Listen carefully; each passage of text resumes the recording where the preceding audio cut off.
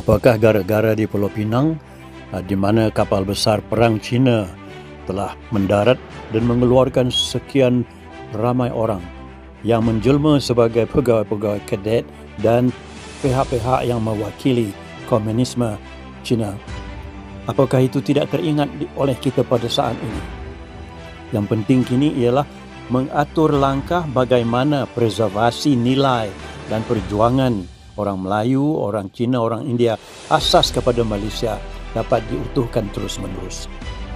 Dipohon juga duli-duli yang maha mulia melihat ini dari konteks survival orang Melayu, negara ini daripada dicerobohi kemudiannya oleh kuasa-kuasa besar menerusi fahaman seperti komunisme. Itu yang kita anjurkan dan itu tidak mahal, malah ia boleh disertai oleh setiap yang bernama masyarakat Malaysia dan warga Malaysia.